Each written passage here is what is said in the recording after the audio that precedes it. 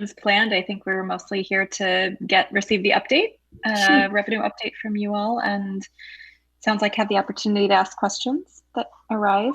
But I can't Wonderful. see, I don't think I have my screen set to see everyone, but hello to everyone on the CBRC who's here. And I really hope you've all been well, and also to the PPS staff who are here. Just I know it's it's been a huge couple of weeks to be a part of a school district Oh, staff and to try and launch virtual school. sure.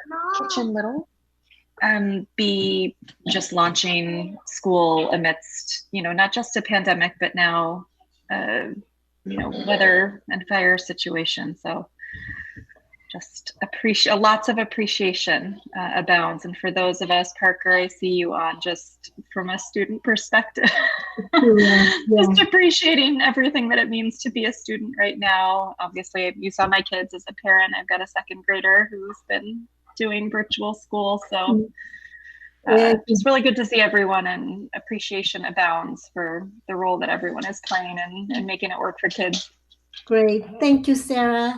Well, hello, everyone, and welcome to our special CBRC meeting tonight. I would like to begin by a warm welcome to our board liaison, Director Rita Moore. Director Moore is going to be our board liaison for the year of 2021. And she had served on the CBRC committee for a good 6, 7 years. And it's going to be a great year with Rita being on our side. Welcome, Director Moore. And 2020 has been a year of unprecedented challenges with the COVID-19 pandemic, and then now the unhealthy air quality and other concerns about the nearby county wildlife. I wish everybody well, and I believe as we unite and collaborate in our efforts for safe and healthy schools and communities, we will be able to navigate the uncertainty of our future. Tonight's meeting is certainly a very special one, and I'm going to present a PowerPoint presentation now to make it a little bit easier for you to follow. Give me a second, please.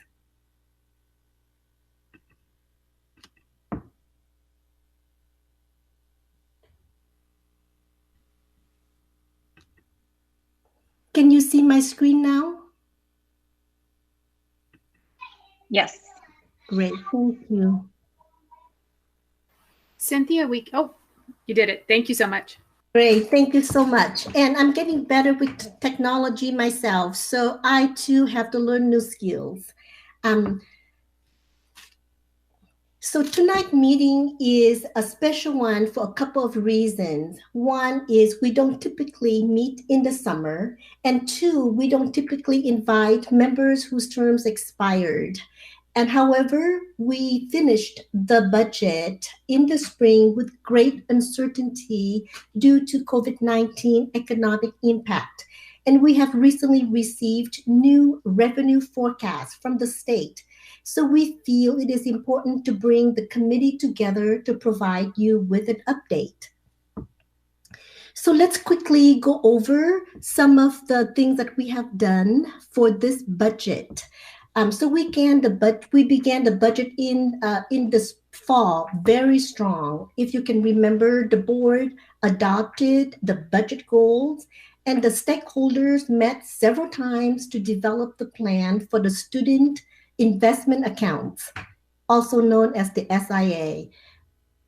And then during the winter of 2020, we further developed the strategic plan and the system shifts, and submitted the SIA plan to the state. We were among the first to submit the plan. We have so much to be proud of.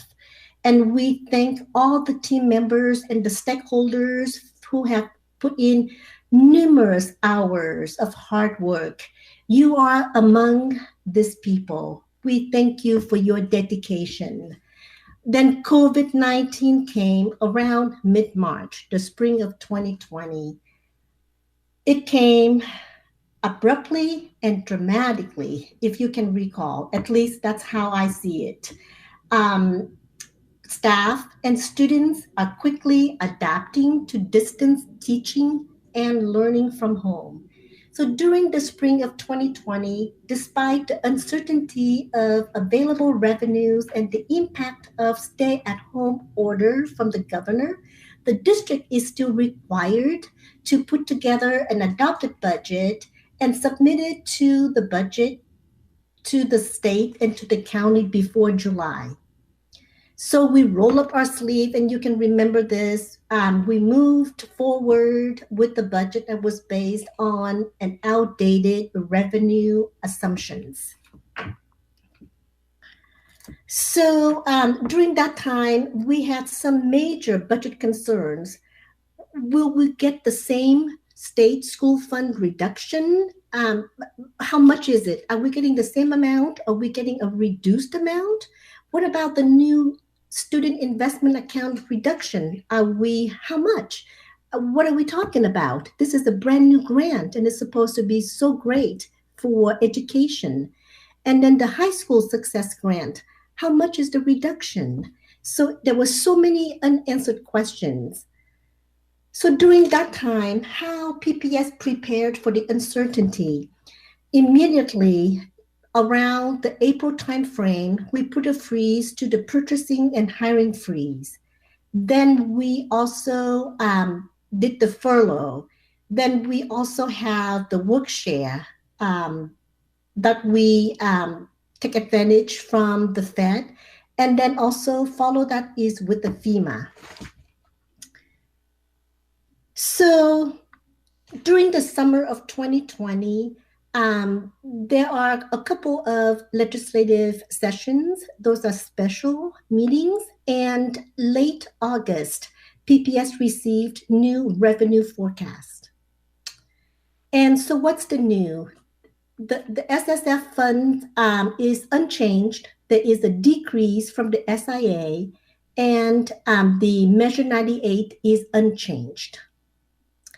So I just want to remind us, we have 5 funds that make up the budget. However, the questions in funding that we have reside in the general fund for state school fund, and the SIA and Measure 98 reside in the special revenue fund.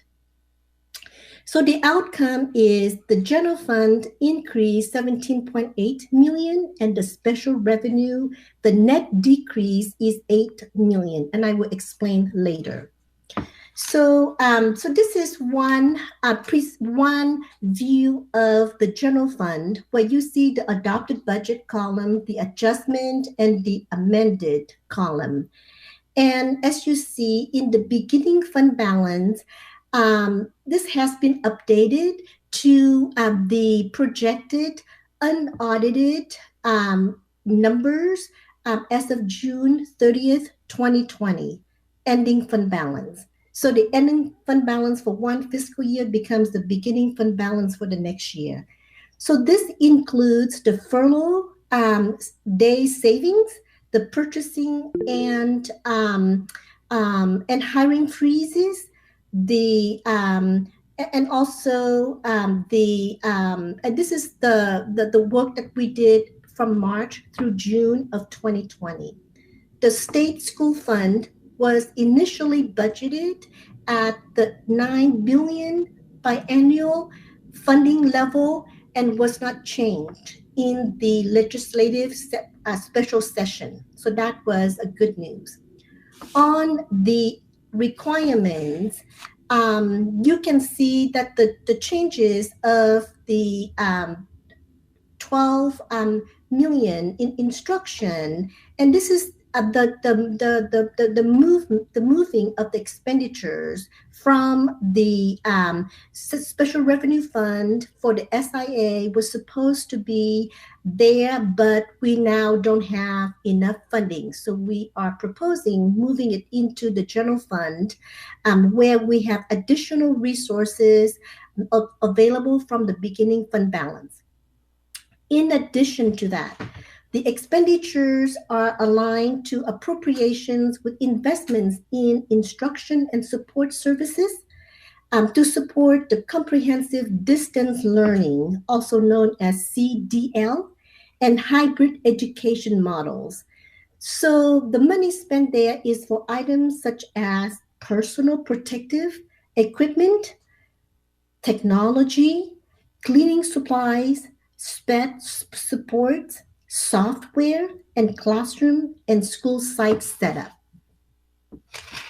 Here is another look at the general fund changes. I have resources in one on the left-hand side, and the requirement changes is on the right-hand side. The two have to balance, and so this is a balanced budget for the general fund.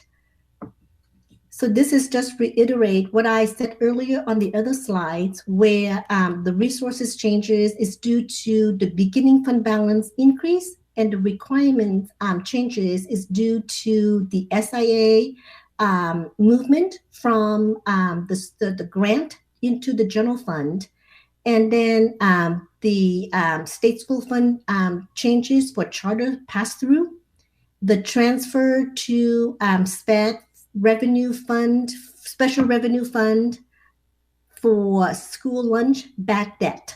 So you know how we have our nutrition services in the special revenue fund, and we cannot write off bad debt for federal funds, so we have to move money from the general fund into the special revenue fund.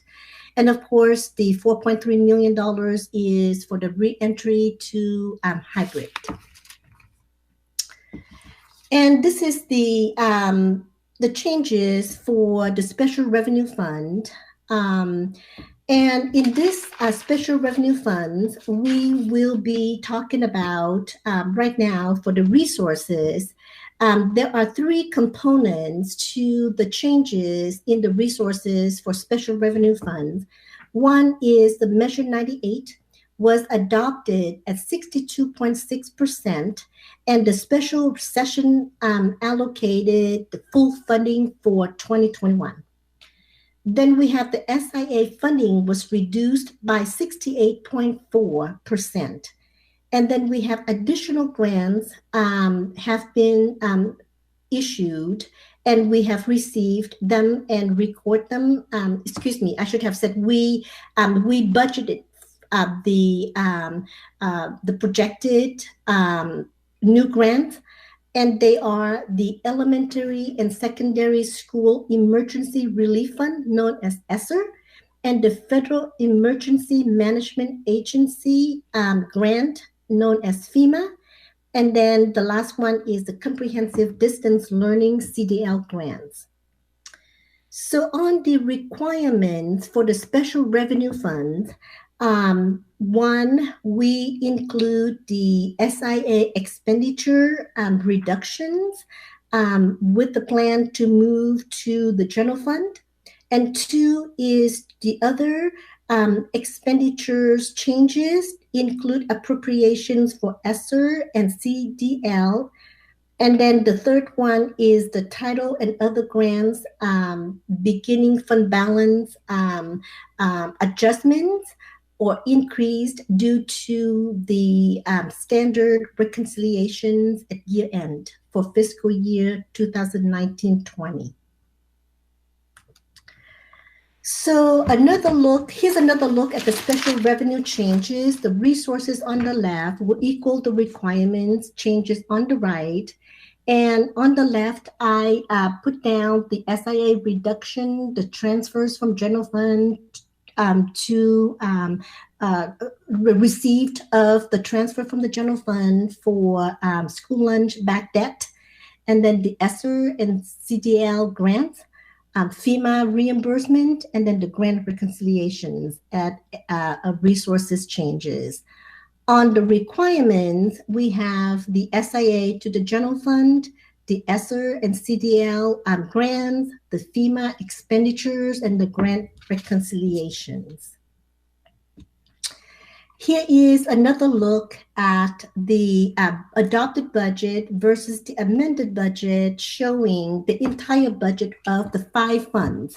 The general fund, you see the difference is 17 million. The special revenue fund, you see the difference is in the negative 8 million. And then the debt service, capital projects, and internal service funds are unchanged. So that is the end of my presentation, and I'd just like to end the presentation by saying that we understand that the proposed amendment to the adopted budget is far from ideal. However, we believe it is the best use of our resources at this time, while maintaining our focus on the board's budget goals. And we thank you for your time, commitment, and partnerships, and in this effort. If you have any questions, I will try to answer them. Cynthia, there are questions in the chat. The first one is from, well, actually all of them are from Judah. They're actually all me, yeah. Hi, Judah, welcome. Hi. It's like it's all me. I'm sorry. No, that's all right. I'm trying to get out of here, so bear with me. Ah, there you are. So I think it's important for us to read the questions aloud, because people that are watching this, we may not be able to chat. So we're going to want to make sure we're reading them aloud. So the first one is, we've already amended the budget once. Is the amended budget there the budget we already released, or an amendment to the amended budget? So Jude, I'd be happy to answer this. We have not made any amendments to the budget since we adopted it. So this would be the first proposed amendment to the adopted budget. Is that because we pushed back the adoption of the budget? Because we had to submit our initial budget and then we revised it. But was the initial one perhaps not the adopted budget, and so it was the revision to the initial budget that we had to submit that was eventually adopted? I lose track of my timelines and legal obligations. So we have 3 steps to the budget to get to adopted. We have the proposed budget. Yes. Then we have the approved budget by the board. Yep. Right. And then we have the adopted budget by the board. And so what happened is, throughout the spring, which is quite common with the Oregon State Legislature and the funding for schools, we had revisions to the amount that we would have anticipated for this 2021 school year. So we adopted at a certain at what we believed would be the revenue for the coming year. Now, then in August, we had a special legislative session. And since then, they've made changes to what we believed would be in place as of June when we adopted. So now we're bringing forward what the legislative changes to the revenue. State school fund basically stayed the same. This student investment account, SIA, dropped down to a lower percentage, and then the Measure 98 stayed at full funding. But we budgeted. But that's not the process we followed exactly this year, because we got an extension on when the budget was due by budgetary law. And so, for instance, the actual printed budget book I got was completely irrelevant by the time that we received it, because we knew that the process was changing. But by law, we had to produce the documents at a certain time, and then we revised the budget. And then the final, I guess, adopted budget was a revision to the budget that was published in the budget book, correct? That is correct. Okay, so that's what I was asking is, so this is then, so when we talk about amended budget here, we're talking about an amendment, a proposed amendment based off of updated figures to the last budget that was produced, not the one in the budget book that was originally created. So you should be receiving a copy of the adopted budget that was adopted in June. So that is what is considered what we start the year as of July 1 as our actual budget. But since Gotcha. since the legislature met after that, then now we need to amend that budget. Totally. What you're bringing forward. Thank you. I just wanted to figure out what budget we were amending. I've had a lot of them over my desk, and I'm sure you've had way more of them over your desk.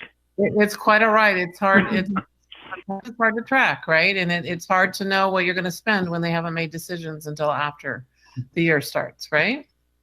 So the next question was, I'm not understanding why we are moving SIA funds to general funds since we had a plan to spend SIA funds that we submitted to the state, and what part of the law allows us to do that transfer.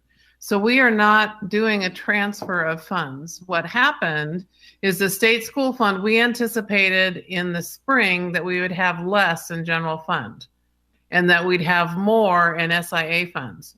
Instead, the legislature with this amendment brought us to the full funding in general fund for the state school fund and dropped the SIA funding. So what we're doing is we're saying we're reducing the expenditures out of the special revenue because it's not, that grant fund is not going to come in as high, and our general fund is higher. So we are going to move those expenditures to the general fund. So now instead of spending out of a grant fund, we're spending out of general fund, but we're still supporting our same SIA plan. Okay, I thought we were doing a fund transfer and I was confused by that, but it's actually the incoming from the legislature. Yes. The change. Okay, thank you for that clarification.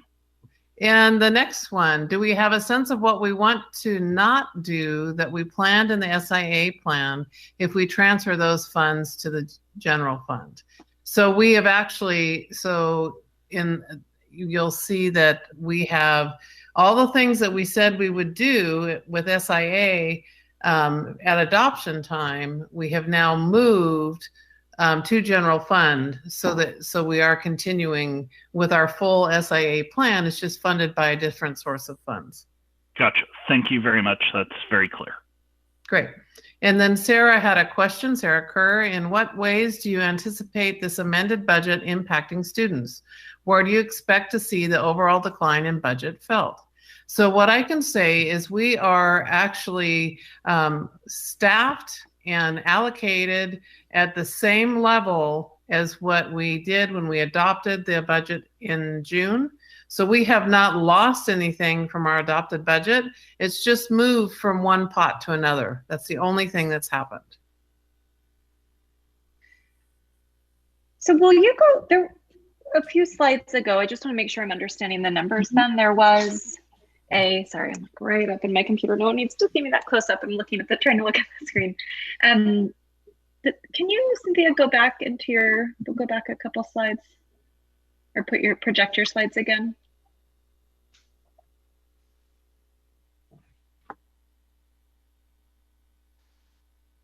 Maybe. We don't have a copy of those, right? I could reference it if I did, but I don't think I have a copy. So I think that it would be important for us to share the slides with the CBRC. So we'll make sure that they're sent to you via email. So, and then Cynthia, if you would project that again, that would be helpful. They were also included on the revision to the meeting invite. Yeah. So we've got them there. Oh, great. Thank you. Well, I think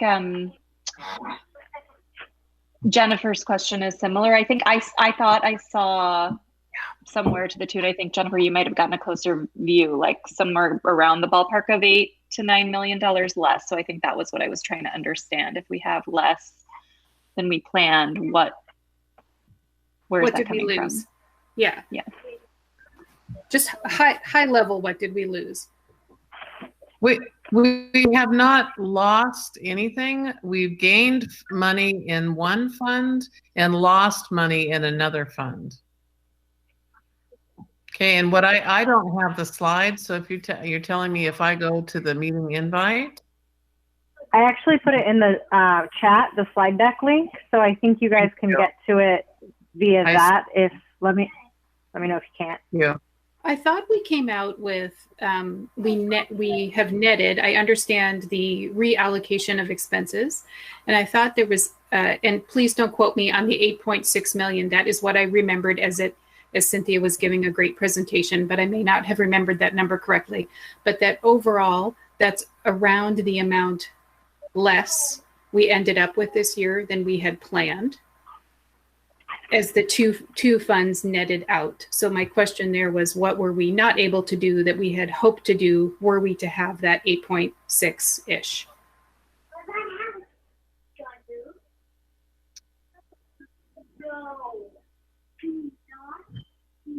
I think you're on mute, Cynthia.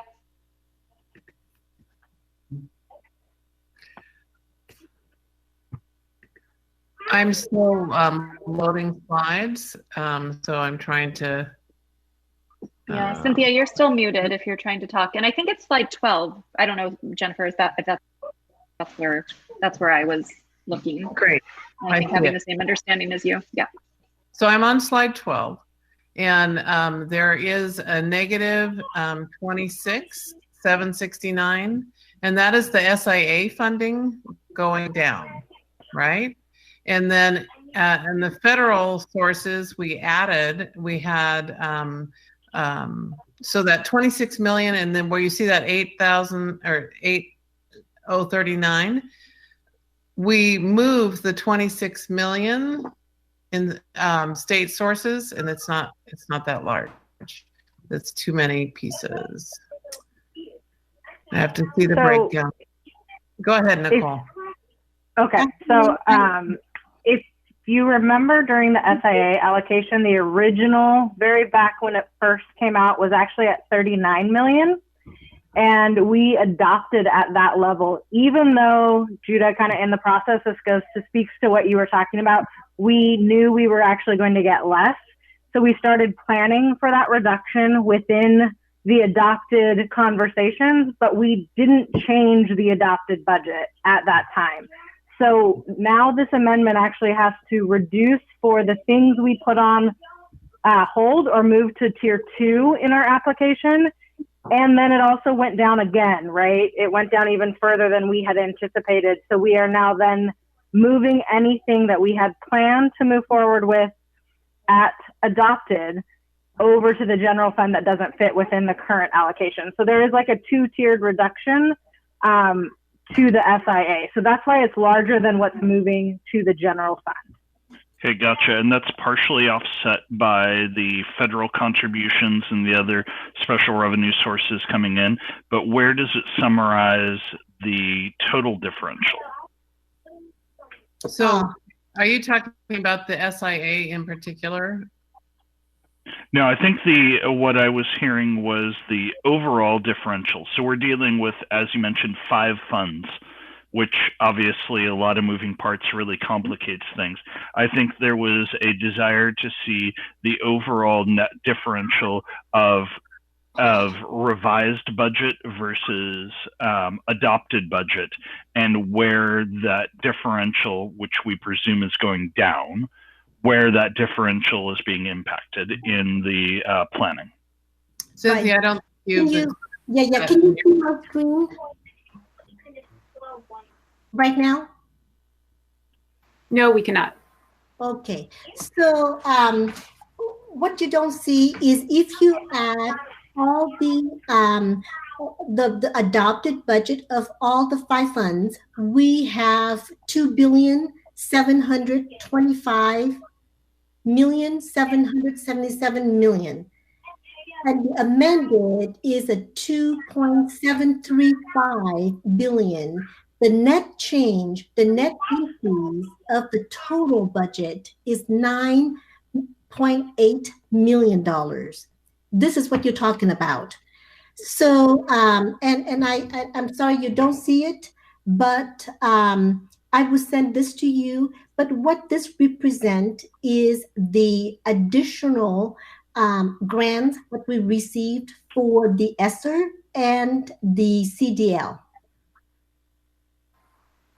Thank you. That answered my question. Thank you, Cynthia. You bet. You bet. So between the increase of the general fund of $17 million and the net decrease in the special revenue of $8 million, we still come out with a net increase of $9.8 million. So what we will do is we have materials that we've submitted to the board that will be posted or sent out onto the web tomorrow. And what we will do is we'll send you that board packet for the supplemental budget amendment so that you have the full packet of what the board is seeing. And then you'll see a breakdown for that shows the total budget overall. And I think that's what's missing in our slides tonight is that total overall budget change. And so we will get that to you in the morning. We'll send you that packet because it is going out tomorrow.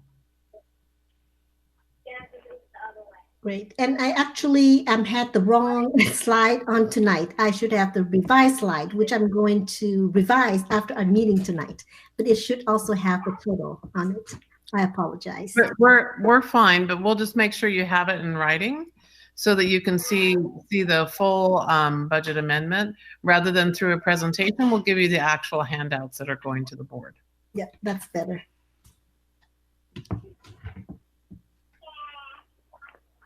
Are there any questions that we missed that we didn't get to?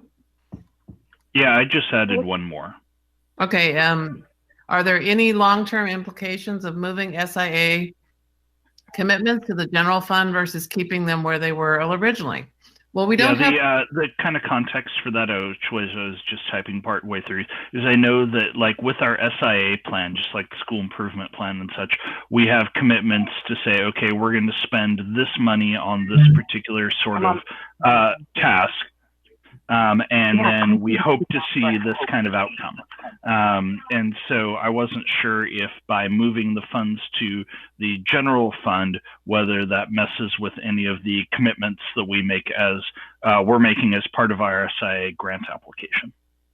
So we purposely moved the SIA funds that went into general fund into a sub fund so that we could track them separately from the rest of general fund. So that's just a simple accounting mechanism, not something that necessarily gets published, but that way we can keep track of all of our funds that we're supporting our plan. And really, as we continue to roll forward with our strategic plan and our metrics, we will take the investments that we've got recorded in general fund as well as the investments that we have recorded in the SIA special revenue fund, and we will be reporting out on both of those combined.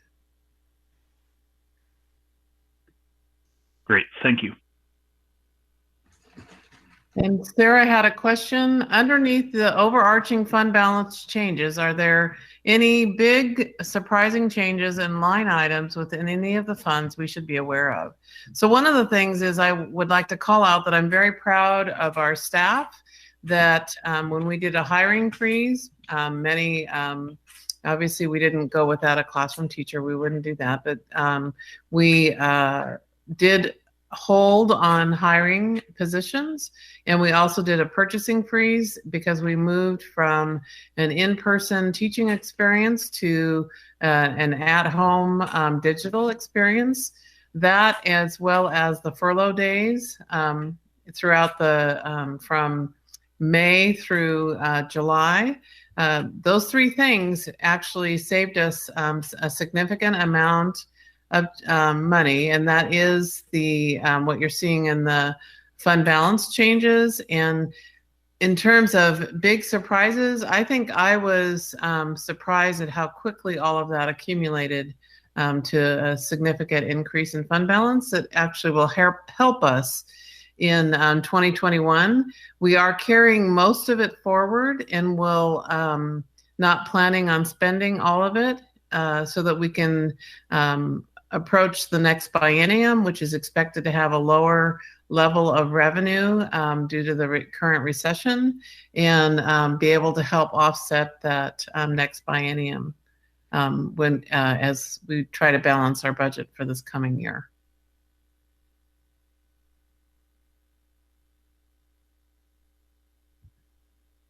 So I believe, let's see, and Judah added, do we have any updates on changes to PERS liabilities? Are they changed by recent fiscal events? PERS liabilities, they get the PERS board makes decisions on an annual basis on how to change rates. Well, actually, it's on a biennial basis, and they give us a 2-year look ahead of when to expect rate changes. If anything, our rates are expected to go down because of the changes that were made in the length of time that they were allowing us to pay back the unfunded actuarial liability. But with the current market conditions, the market has captured back what it lost at the beginning of the pandemic. So really watching closely to the PERS earnings and by the end of December, we'll have a good feel for what's going to happen in that next biennium.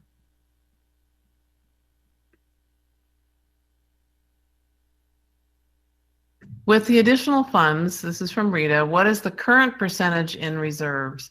It's about 8.8% with our current, at June 30th. But again, we're still going through an audit process, so that will adjust a little, I'm sure.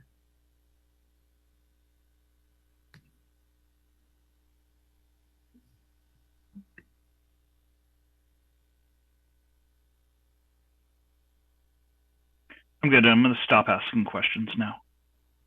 With that, you guys are off the hook. I want to verify if there are that concludes the questions for tonight. Parker? Yes, I just have one. It's sort of a clarifying question.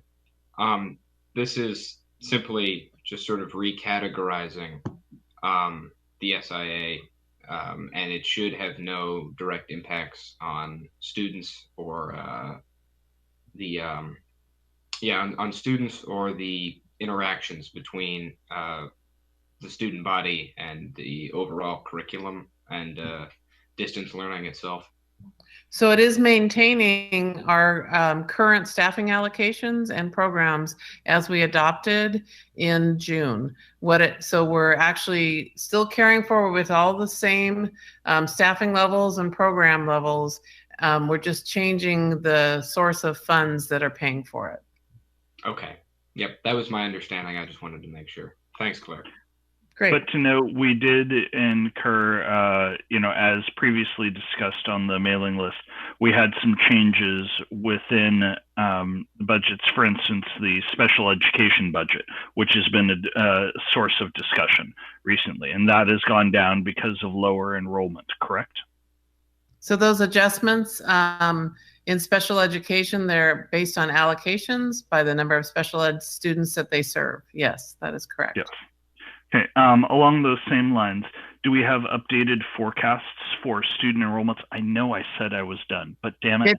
Sorry, because we know that there are some people that are opting out of schools and like homeschooling during pandemic stuff. Do we have updated enrollments and an understanding of the potential impact budgetary on both the special ed and general ed sides? No, we don't. Our first day of, so we had that soft start. So our first day of school was literally 2 days ago, right? So we really just, by October 1, I anticipate we'll have some numbers to share. And do those numbers change the state funding for current school year or impact next school year? So the state school fund has a hold harmless component to it. So you are paid on your current number and types of students for the current year, or the total that you had for last year, whichever is higher. So as long as if 1920 is higher than 2021, will be paid based on last year's number of students. Still a higher dollar amount per student because that's been approved by the legislature. Okay. Okay. Thank you. Let's see. I have the additional federal funds for COVID response actually covered the additional expenses, real and anticipated? No. How's that? I think that's a great answer. It's a very simple math. Would you care to elaborate on that? You bet. So we had about 8 million that came in, and another 700,000 from the governor, and we're over 11 million at this point. So we're probably close to 9 that came in, and we're spending about 11, and the year's not over yet. Claire, you're saying we already know that we have 11 million dedicated to specific COVID caused expenses? Yes. Interesting. Thank you. Mm-hmm. Imagine all the cleaning supplies, all the masks that we need to have on hand, all the hand sanitizer. We've had to move out some larger tables out of classrooms to get some single desks in there to do social distancing. So there's just a lot of plexiglass has gone into our schools so that when parents and students come up to the front secretary, they'll be, you know how if you're at the grocery store or any place you're talking directly face to face with someone, you're having a plexiglass now in between. So we're putting a lot of plexiglass in our schools right now to prepare for our hybrid education model. I would have guessed that number would have been higher. But now I'm hearing that that's just the facilities related piece, not the rest of the expenses and change of way of doing business. So certainly we spent that's what we've spent this year. And then last year we also spent money too. So last year, I know there was about $6 million by June 30th. So I'm really counting the 11 million being in this current year. So it's probably will be at 20 million by the time we get done, if I were to just give a broad estimate. Because of all the technology, one-to-one devices, hotspots for families that didn't have internet, et cetera. I was just about to ask a similar question, Director Moore, wondering how badly needed another stimulus package is here in Portland. Certainly, we would welcome that, and I know there's been conversation at the federal level, but I haven't seen any movement yet.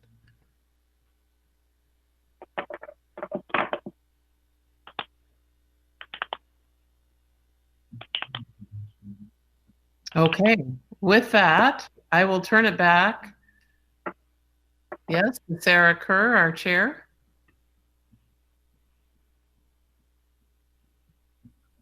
I'm running away from my screaming children who you'll probably hear in the background. It's just that time of night here in my house. I think I just want to thank you all for making this information available to us in advance of sharing it more, with the general public. And I would encourage all members who didn't, who may have questions as this information sinks in to either send it to me and I'll pass it along to the PPS staff, or or feel free to reach out directly. We're all on the same listserv. I think would just encourage us all to have ongoing conversations as we hear things, as we're experiencing things that have budget implications. I invite you to reach out to the listserv, reach out to me directly, and I think we'll be in touch soon. Cynthia, I'm looking at you, even though you can't see me, I don't think, since my video is off, with more information about what the new year ahead for CBRC will look like, including some updates on membership, including some updates on meeting schedules and things like that. And so, Cynthia, I don't know if you have anything specific that you're ready to share now, but I think that's going to be a next set of communications from us out to current members.